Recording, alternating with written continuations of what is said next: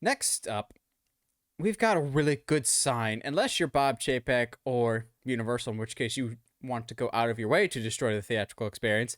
But Top Gun Maverick is destroying everything right now. And honestly, I don't want to lean into hyperbole, but I'm gonna lean into hyperbole.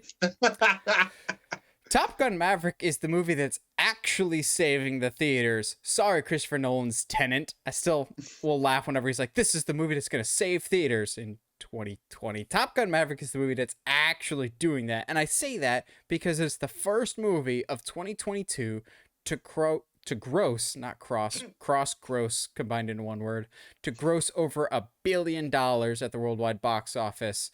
And it's making its way into the top 10 domestic movies of all time really quickly. But it's not just Top Gun. We had Top Gun in its 5th week tie Elvis in its first week. Not saying it's bad, but I'm just saying, really? In your first weekend, you tied with the movie in its 5th week, which I don't know if that's bad on Elvis's part or good on Top Gun's part. They tied at about $30 million. Jurassic World did well, I think like $26 million. Lightyear made some money.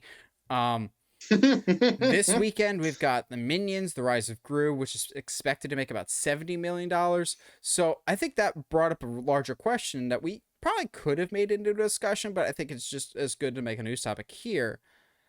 Do we think the box office is actually quote unquote back to normal, the 2019 and before era, or do we think there's still a little bit of hesitancy? I'm not typically one to jump the gun, but I think this safely secures that we are back. And it's nice to see a movie that is non-superhero related making $1 billion. And also, it brings me so much gratitude. Not gratitude. Brings me so much gratification, I guess, to see that Top Gun has now made more than Doctor Strange in the Multiverse of Madness. And I know some people are like, well, Doctor Strange didn't have certain markets.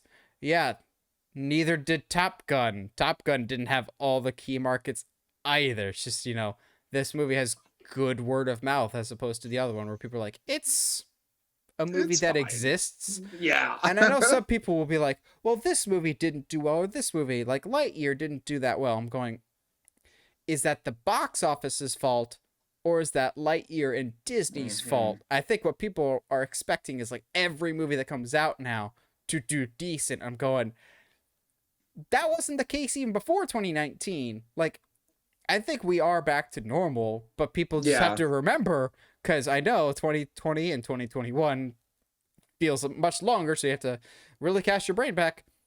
Not all movies are hits. So just because a movie post-COVID doesn't do necessarily well, doesn't mean the box office is still struggling. It's just that movie didn't necessarily do well. Like, we've had some flops this year. Firestarter probably is one of the biggest flops of the year. That made like what, $2 million opening weekend.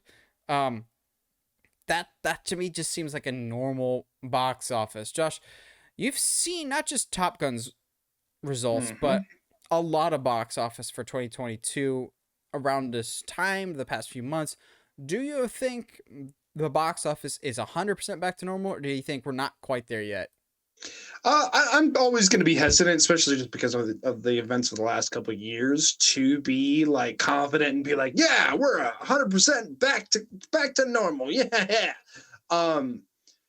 However, I will say I think we're closer back to quote unquote normal than I think we have been in the past 2 years, as far as box office results. I think finally the market, hate using that, but like the market is finally letting the studios know which movies they're enjoying and which ones they're not by using their dollar.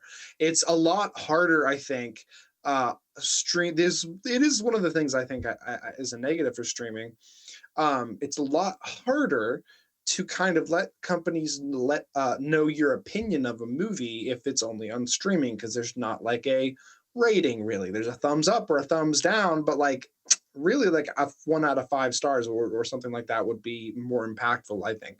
But there's just not a way to kind of let studios know that this movie was a good idea or we enjoyed it or what have you.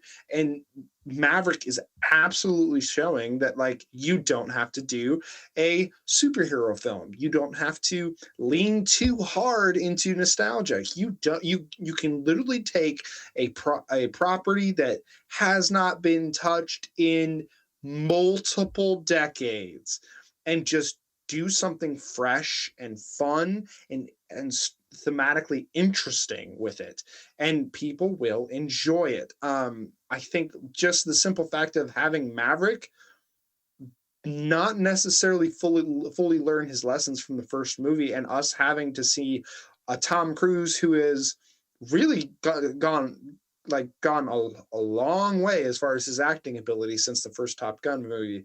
Um, really throw everything he has into it, and I just I know you and I were joking when they were like, oh yeah, it took so long because Tom required everybody to learn how to fly planes, blah blah blah. But like honestly, having seen the film now, It added yeah, so oh much. my gosh, it added so much. I feel dumb for saying it now. You know what I mean? But like I feel like I've seen the clip over and over again when Tom is in the cockpit and it launches off the ship pad and he like does the full thud as he like clearly dismounts off the pad and is launching. I feel like I've Yeah. seen that clip, but every single time I'm just going, "Oh, that's cool," because you can clearly tell it's him.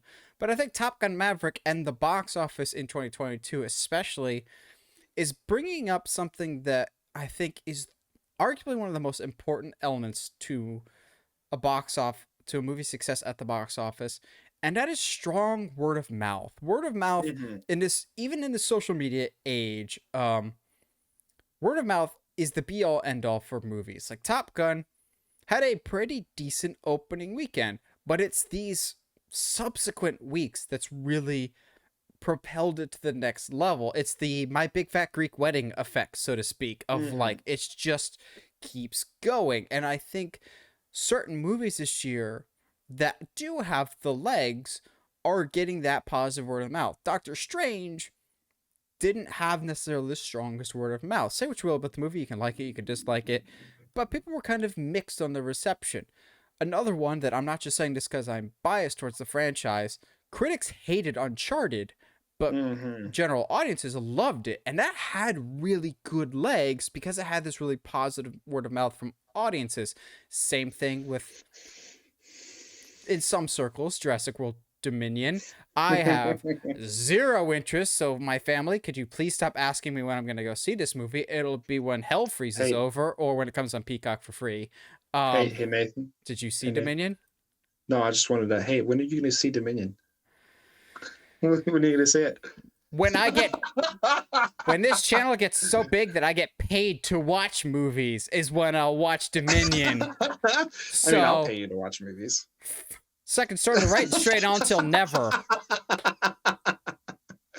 Oh man, but like I feel you though. Like I think finally, we when I say the box office is back, I'm not. I think for me anyway, I'm not going to sit here and just say just the money.